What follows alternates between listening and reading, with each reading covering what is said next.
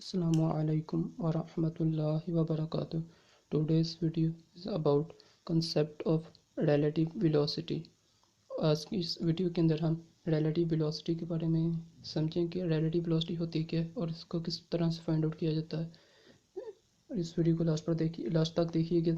इस वीडियो के अंदर मैं कुछ MCQs भी आपको के साथ जो ना डिस्कस करूँगा, उसका सलूशन आपको बताऊँगा कि इसको किस तरह से फाइंड आउट करते हैं।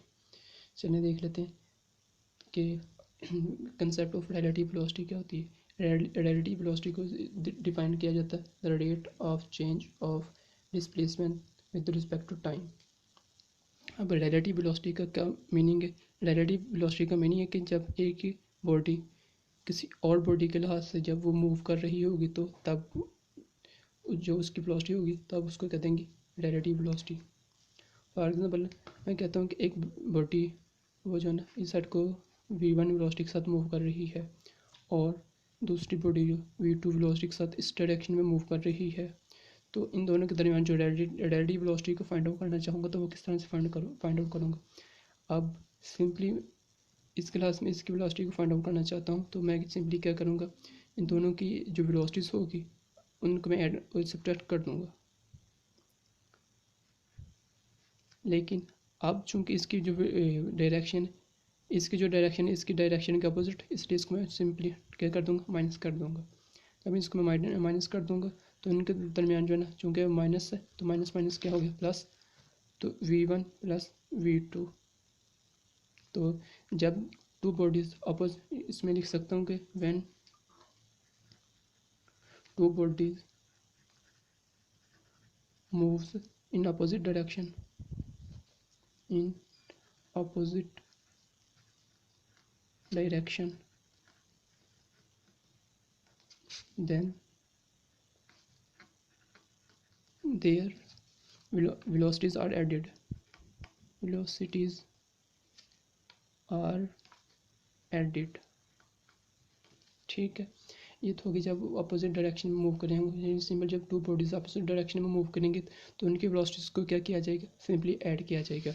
अब मैं कहता हूँ कि एक वेलोसिटी ये बॉडी ये और ये इस डायरेक्शन में वो मूव कर रही है v1 वेलोसिटी के साथ, और दूसरी बॉडी वो इस डायरेक्शन में, दोनों सेम डायरेक्शन में मूव कर रही हैं। जब वो सेम डायरेक्शन में मूव करेंगे तो ऊपर हमने क्या पढ़ा, v1 सिंपली यहाँ minus v2।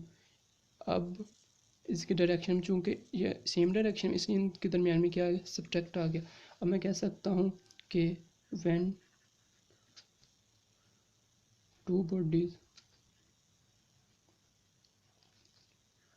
Move in the same direction,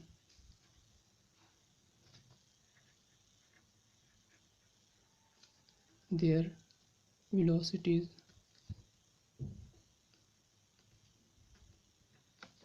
are subtracted। ठीक हो गया। अब इसके जो है ना कुछ MCQs देख लेते हैं कि अब देखिए, अब कहते हैं two bodies are moving in the opposite direction, then velocity v with which is relative velocity between them. तो उनके दरमियान अभी जो मैंने आपको क्या बताया था, इसका में आंसर रूट 2, ये तो हो ही नहीं सकता। यहाँ पे velocities added in the opposite direction, जो कि मैंने आपको प्रूव भी करके दिखाया, तो ये 2 भी आंसर। अब एक और क्वेश्चन है, उसमें उसका वो काफ़ी कंसेप्टिव कंसेप्ट उसके अंदर वो क्या कह रहा है कि when two bodies move toward each other with constant speed, the distance between them decreases at 6 meter per second. एक और कंसेप्ट जो हम पीछे मिस कर गए वो कि जब दोनों सेम स्पीड के साथ वो मूव कर रही होंगी तब वो वाला कंसेप्ट था। अब इसके अंदर क्या कह रहा है कि दो बॉडीज वो अपोजिट डायरेक्शन में मूव कर रही हैं, दोनों के दरमियान जो डिस्टेंस है वो 6 मीटर पर सेकेंड की रेट से क्या हो रहा है, डिक्रीज कर रहा है। और सेकेंड में क्या कहता है, if they move in the same direction then distance between them increases at the rate of 4 meter per second. तो उनके दरमियान जो डिस्टेंस है वो 4 मीटर के रेट से इंक्रीज कर। अब कह रहे हैं उनकी जो स्पीड्स है वो क्या होंगी, 5 मीटर पर सेकेंड 1 मीटर, और यानी कि बॉडी एक की 5 मीटर पर सेकेंड हो तो दूसरी की 1 मीटर हो। इसका भी देख लेते हैं। मैंने क्या बताया था, इफ़ इसके अंदर वो दोनों कॉन्सेप्ट्स आ गए हैं जो मैंने ऊपर बताई थी कि अगर वो सेम डायरेक्शन में मूव करेंगे तो हम क्या करेंगे, उनकी वेलोसिटी को सब्ट्रैक्ट करेंगे, अगर अपोजिट डायरेक्शन में मूव करेंगे तो उसकी वेलोसिटीज़ को क्या करेंगे, ऐड करेंगे। अब कह रहे हैं two bodies move toward each other, यानी कि तो उनकी जो रिलेटिव वेलोसिटी होगी सिंपली उसको क्या किया जाएगा, ऐड किया जाएगा। v1 plus v2 is equal 6 meter per second.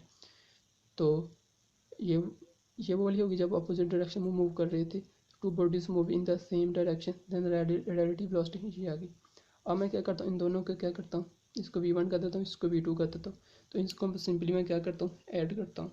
तो v1 v2 से कट गए तो आंसर आ गया 2v, 6 प्लस 4 10।